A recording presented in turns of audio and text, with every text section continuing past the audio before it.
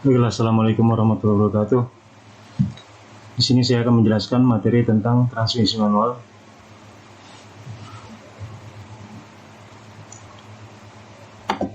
Tujuan pembelajaran pertama, Anda bagaimana menjelaskan konstruksi transmisi manual, kemudian mendiskusikan operasi transmisi manual, menjelaskan aliran tenaga transmisi manual 5 kecepatan. Fungsi dan tujuan.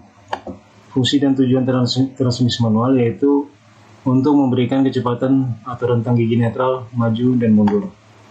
Kemudian dapat memberikan rasio roda gigi yang cukup rendah ketika dikalikan dengan rasio final drive untuk meningkatkan torsi atau momen mesin cukup untuk mempercepat kendaraan pada tingkat yang diinginkan.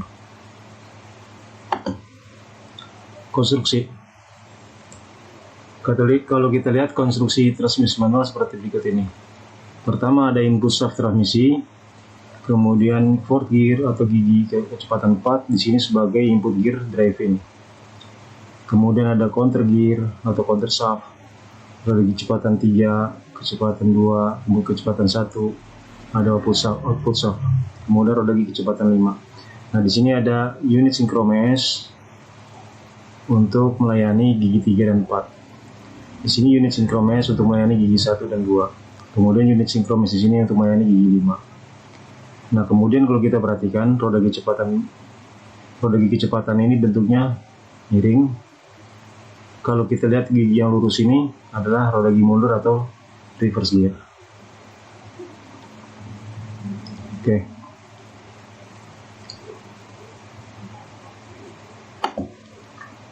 Pada kecepatan mundur, pertama transmisi harus membalikan arah rotasi atau putaran, membutuhkan satu gigi lagi di idle gear.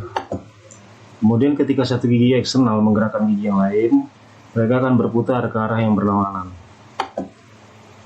Ya, seperti reverse idler.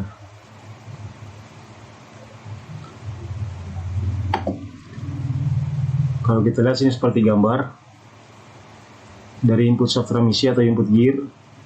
Apabila input gear berputar secara jarum jam, maka counter shaft akan berputar berlawanan jarum jam.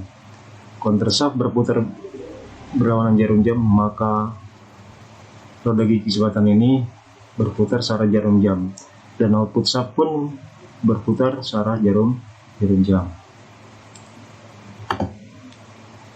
Nah, kalau pada seperti kita lihat gambar ini, roda gigi mundur ada 3 roda gigi, maka dari input shaft transmisi input gear searah jarum jam, counter shaft bergerak berlawanan jarum jam, berputar berlawanan jarum jam, kemudian reverse idle gear ini akan berputar searah jarum jam, kemudian output gearnya ini akan bergerak berlawanan jarum jam.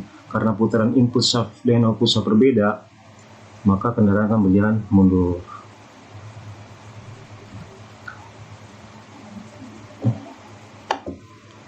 Nah, pada roda gigi kecepatan, semua roda gigi kecepatan pada counter shaft secara permanen melekat pada poros. Kemudian ketika poros counter shaft berputar, semua roda gigi pada poros counter shaft juga ikut berputar. Oke, pada synchronizer, unit synchromess atau synchronizer untuk beralih ke gigi persneling, pengemudi melepaskan kopling dan menggerakkan shifting edge. Pada saat hub sleeve bergerak, case spring membantu memandu ring berhenti ke arah gigi kecepatan atau speed gears. Kemudian stop ring atau namanya unit synchromess, ya. Synchronizer ring berfungsi sebagai rem untuk memperlambat roda gigi sehingga kecepatannya sama dengan kecepatan unit sinkronisasi atau unit synchromess. Di sini ada synchronizer assembly. Ya, sama-sama kita lihat di sini ada hub sleeve, ada clutch hub atau gear clutch teeth, kemudian synchronizer ring yang berwarna kuning yaitu block ring atau stop ring, kemudian speed gears, roda gigi kecepatan. Nah, untuk mencegah transaksel transmisi melompat keluar dari gigi selama akselerasi dan perlambatan, dipasanglah yang namanya turkey lock. Pengunci ada 3 buah kunci, 1, 2, 3. Dipasangkan antara hub sleeve dengan clutch hub. Ini kita sama-sama lihat penampang dari triple cone synchronizer. Ada roda gigi kecepatan atau gear, kemudian ada gear cone, inner ring, middle ring, dan outer ring. Oke, kita lihat area tenaga transmisi 5 kecepatan. Pada saat posisi netral, semua lengan sinkronis berada di tengah half sleeve. Ini di tengah. Nah, ini pada saat posisi netral. Saya jelaskan bagaimana pada saat posisi gigi 1. Pada saat posisi gigi 1 atau first gear, putaran dari input shaft transmisi diteruskan ke fourth gear, counter gear, kemudian roda kecepatan 1 atau first gear, half sleeve, clutch half, kemudian output shaft. Nah, kita lihat half sleeve di sini menempel pada roda kecepatan 1 atau first gear. Ya, input shaft, fourth gear, counter gear, first gear, half sleeve, clutch half, output shaft. Kemudian pada roda kecepatan 2, putaran dari input shaft transmisi diteruskan ke roda kecepatan 4 atau fourth gear, counter gear, kemudian roda kecepatan 2, half sleeve, clutch half, kemudian output shaft. Nah, di sini half sleeve-nya akan menempel ke roda gigi 2 atau yang namanya second gear. Input shaft transmisi fourth gear, counter gear, second gear, half sleeve, clutch half, output shaft. Oke, next, gigi kecepatan 3. Pada gigi kecepatan 3, putaran dari input shaft transmisi akan ke roda kecepatan 4, kemudian counter gear, kemudian ke roda kecepatan 3, half sleeve, clutch half, output shaft. Input shaft transmisi fourth gear, counter gear, third gear, half sleeve, clutch half, kemudian output shaft. Ya, half sleeve-nya nempel ke roda gigi kecepatan 3. Oke, next, pada saat posisi gigi 4, putaran dari input shaft transmisi akan diteruskan ke roda kecepatan 4, half sleeve, clutch half, kemudian langsung output shaft.